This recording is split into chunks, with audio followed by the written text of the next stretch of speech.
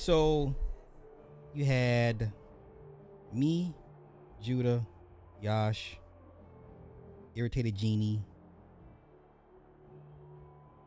a couple other guys that we would talk about, like the occult. Like that was our thing, right? And we all had our own different experiences with it.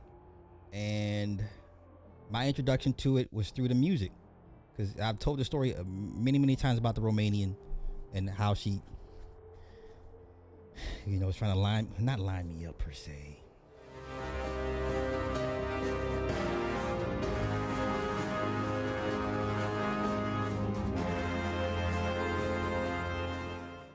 So before my wife, I was supposed to marry the Romanian, right? The plan was to go to Romania and get married there, right? So I'll tell the story again kind of briefly.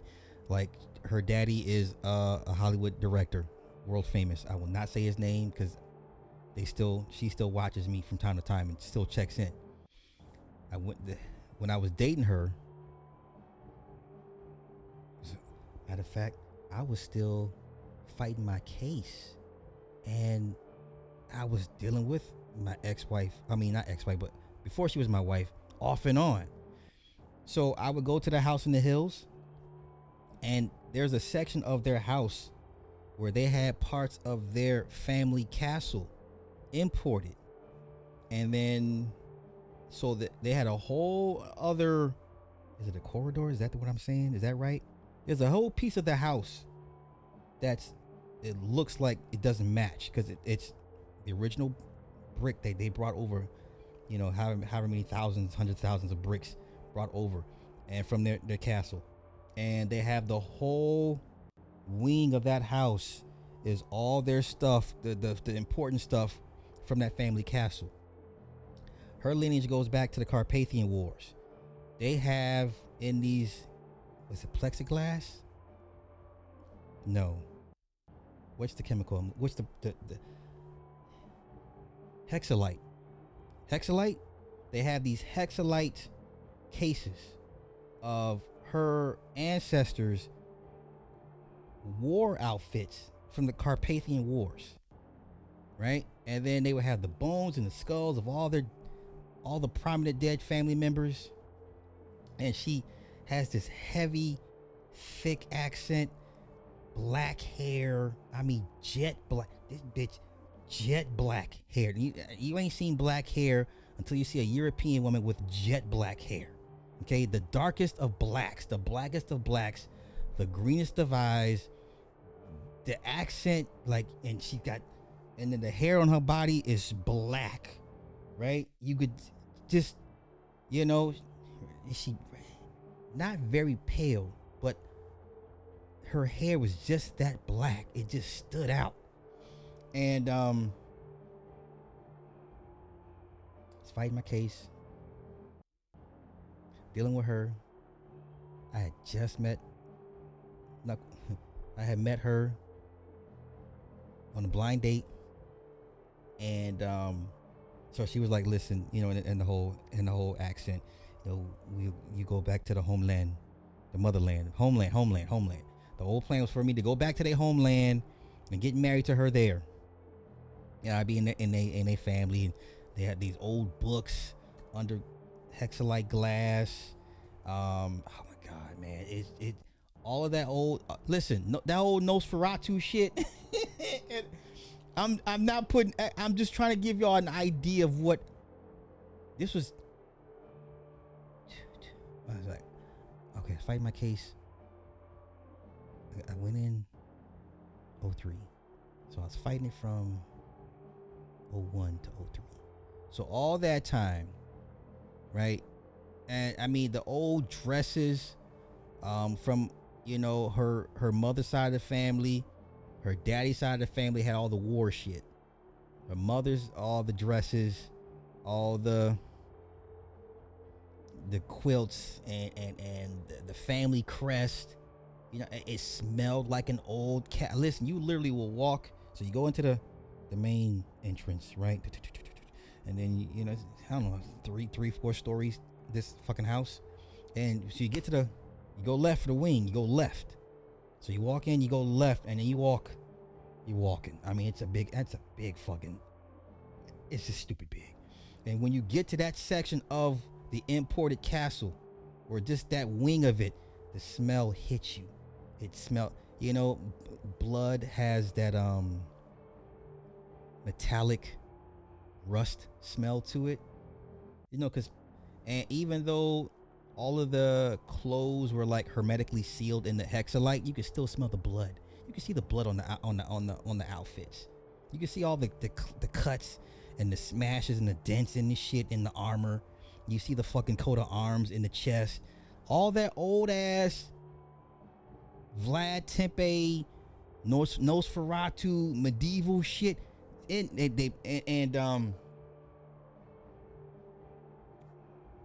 So that's who I was dealing with at the time. So back then on YouTube, I was still dealing with her, even when I got out. And then this one was, she's playing around. She wasn't serious. She was wasting my time. And then I was like, okay, I'm gonna do this with you. And I don't know what happened. I never went to I never came back. I went back home for a little bit, and she was like, my love. And she always called me my love. She never called me my name. She was like, my love, my love. You know how those European women talk, my love. And she had fucking fangs. Her canines were sharp. Now I didn't know if they were naturally sharp, or just just if they were just naturally that way, or she shaped them. But in the castle, she had an old relative, I think it was an old auntie, that actually lived in that wing of the house. And she would just be drinking her tea, quilting, whatever the case may be. And everybody that went up in the wing had to, had to speak to her. You know what I'm saying? And she had some crazy green eyes. So she got it. Definitely, it was on the mother side. I mean, just weird green eyes, like cat green eyes. That color of cat eyes. That, like, what kind of green is that? Jade green. Yeah, it's like jade green. It didn't look right. Anywho, I didn't go back. Over the years, she would check in with me, keep tabs on me. I think she waited for a while for me to kind of come to my senses, but then when I got with her and then her family, then I'm like, oh, so that's what they were into, right? Because their families both kind of like the same age as far as lineage, and then the whole them people, whatever. So YouTube, yeah, it was me, Yash, Judah, Irritated Genie. Of course, you had Delbert Blair and Phil Valentine, but as far as on a smaller scale, it was mainly us four. And things were cool. But then, doing YouTube back then, you didn't realize how small certain sectors were. And a lot of times, I guess we would kind of cover the same subjects from different points of views. And I give my point of view because I'm like, well, shit, you can't tell me. I can tell you, I go to this woman's mansion. I see the goddamn, I see the serpent everywhere. The serpent with the wings and shit. You can't, like, I never went out of my way to bash anybody's commentary, right? So when Yash would tell his stories about dealing with Prince, right? He has issues with Prince and Prince stealing his music and stuff. I never said, well, that's not true. I never did that. I never went out of my way to say anybody's experience in this realm or field was not genuine. My only thing is this: I can actively point, shoot, and show you where it's at. I can't speak for anybody else. So now Chronicles of Judah pops up, and he's killing it. And I liked his content. I liked his sports analysis was spot on. A1, spot the fuck on. Listen, shout out to him wherever the fuck he's at. I hope he's doing well. His sports analysis, his sports commentary, there's nobody better than him, hands down. But when it comes to this witchcraft, occult shit, nobody can tell me nothing. Not Phil Valentine, not Bobby Hammett, rest in peace. Not Delbert Blair, rest in peace. Nobody, not Black Dot, not Brother Panic, rest in peace. None of them niggas can tell me shit. Okay? Cause I was sleeping with a woman that is in that, you know, that's in her blood. Like, you know, you wake up and she's over there in a corner, you know, got her sigils and candles and shit, and she's praying and some shit, and you ain't never done no shit like you've never woke up in the middle of the night after you've been with this woman and she's in the corner doing God knows what, and she's in a trance, and I'm sitting here like this. I ain't never seen no shit like. Listen, none of those guys can tell me anything about occultism. I've lived it, still living it. Okay. So then what was starting? I was starting to see happen in the comments. This is back when YouTube had inboxes. For all you newbies, YouTube allowed you could actually inbox people on YouTube. Okay, and I would get all these questions from people asking me this and this and that, and I was like, okay, it's cool. Like, it took me a while to figure out why they were asking me all these questions, because what I found out what people were doing is, since we all pretty much talk about the same things and we're all like adjacent to each other, people would take everything we would say and give them to everybody else for critique analysis and say, hey, is he telling the truth? Is he lying? Is that right? Is that how it is? And after a while, I just got tired of the shit. Okay. Once again, Judah's sports analysis, spot on. Matter of fact, he was doing women behavior critique before anybody back then. Okay. I think he was pretty much neck and neck with Tommy at the time. For all my old heads, he was talking about women's behavior, you know, when Tommy was doing the same thing. Different spin, different take, but nonetheless, his is more of a spiritual aspect of it, of why women are the way they are. And so I just got to a point when I said, listen, I can't speak for anybody at what they've experienced in certain factions of life. But when you phone rings and my love, like, I can't, that shit, I would get nervous when I hear her voice on the phone. You understand? Like, that woman it was something about her, good, bad, and this bitch, power. You know what I'm saying? You could probably see the electricity. You know, she's walking, and you could see sparks of you get within 5 feet, something hits you. You understand? Like, I can't even put this shit into words. Like, I would have to steel myself to be around her. That's how her aura was something. It was next level. Anywho, damn, I just lost my train of thought just that quick. Oh, okay. So when I realized what people were doing, I was like, let's stop. I said, stop comparing me to anybody else. I don't claim to be an expert. But when you find out they know about your family, and now all of a sudden your family is important, it's like, okay, well, obviously my daddy side of the family, there's something about them that they like, or hell, I wouldn't be around these people, or people wouldn't be sent to me for whatever reasons. Anywho, I got to a point, I said, just stop comparing me. Stop taking my shit over here to him. Stop bringing this shit over here to me. Okay?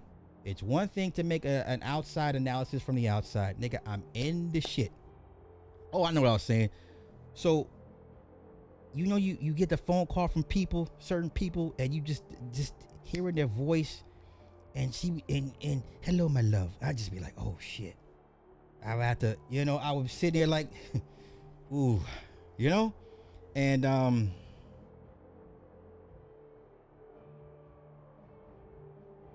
I can't even put that shit into words.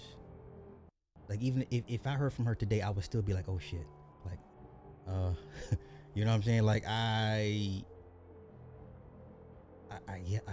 can't put it into words, man. You come across some people that just have something about them. It's just,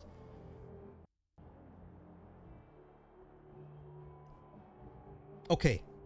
The best way I can describe it is, if this woman ever became angry with me, it would be the end of my life.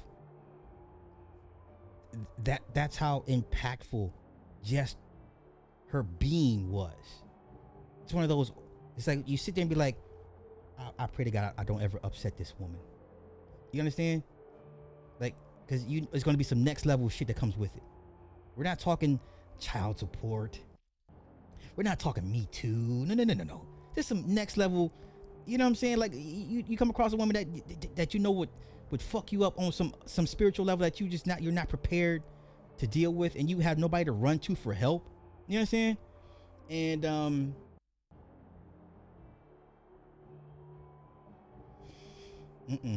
I made the right decision. I made it right. And every blue moon, I get a phone call or a text, and I would freeze up, and I'd just be like, oh my God, she's still, you know. So I would assume she's already been married off to somebody, and you know they've had their kids and whatever and whatnot. But she would literally stop me in my tracks. Like yeah.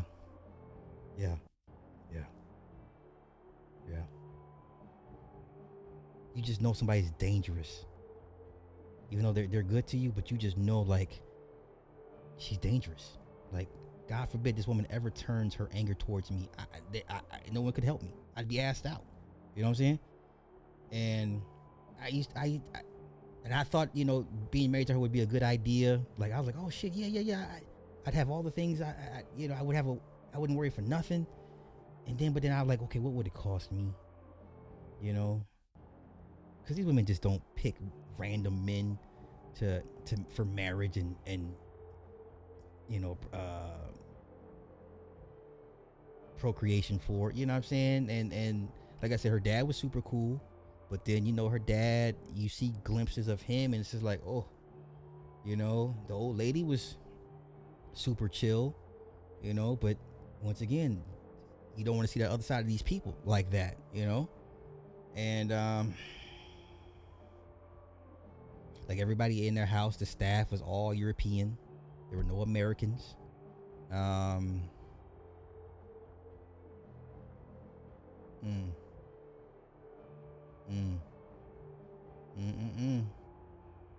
yeah, to see the armor with the dried up blood and then just the bangs and the dents into that shit, I was just like, oh, you know, that's, yeah. All right. So yeah, that's why I'm so like don't mention other motherfuckers in my like, just don't, because I have a set of experiences that them niggas can't tell me. No one can tell me anything. Nobody. I don't give a fuck who it is. I don't care who it is. Okay? That's my point. That is my point. And once again, it's one thing to critique something from the outside, what you think it is and what you think it may be, and no. Okay?